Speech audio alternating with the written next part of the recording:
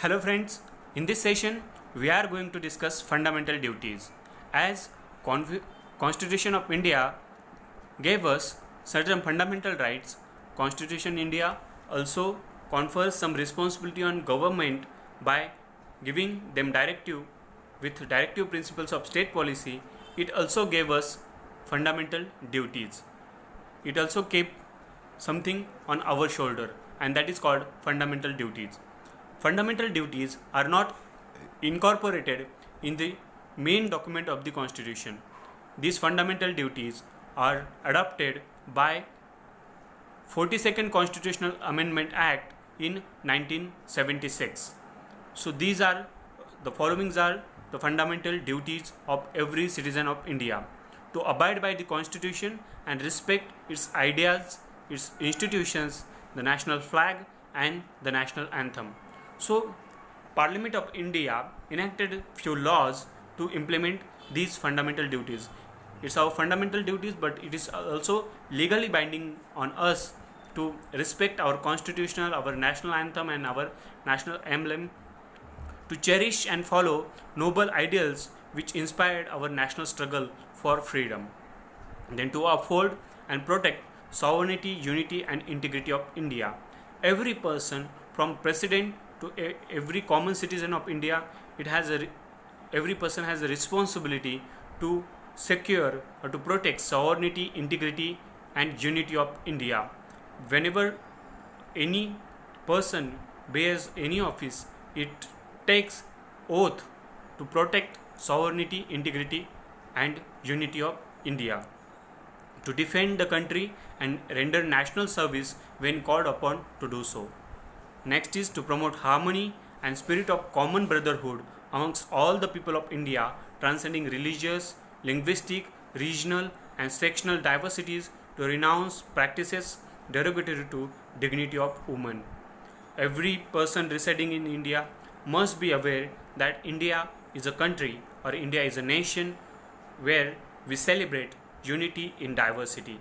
So such diversity, such diverse culture of India must be celebrated, and we should not, and common brotherhood should be promoted by act of the government also, and it is our responsibility also to promote common brotherhood, to value and preserve the rich heritage of our composite culture.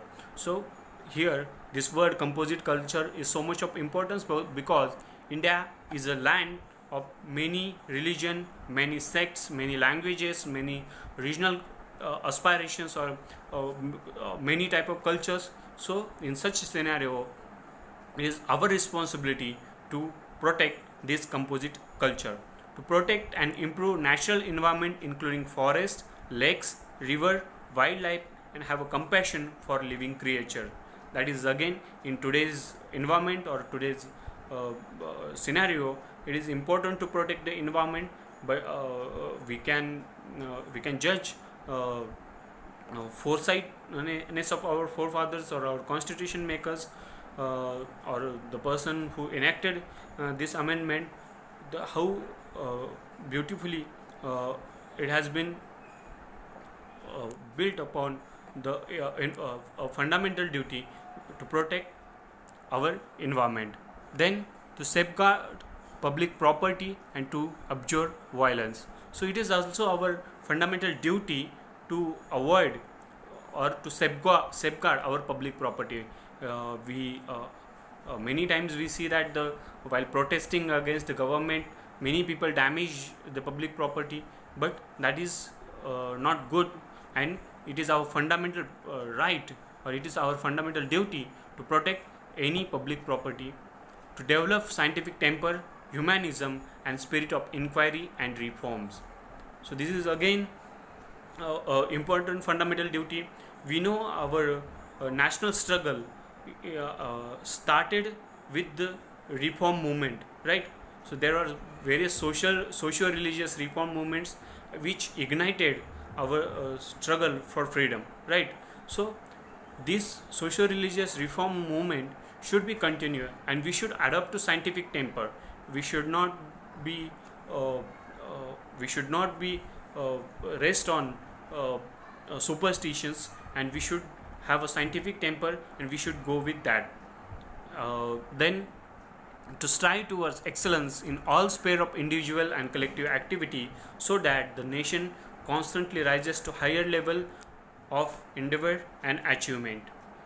Next is the next fundamental duty was adopted in 2002, and which is who is a parent or guardian to provide opportunities for education to his child, or as the case may be, ward between age of 6 and 14 years. So every person or every child between the age of 6 to 14 should be sent to the school.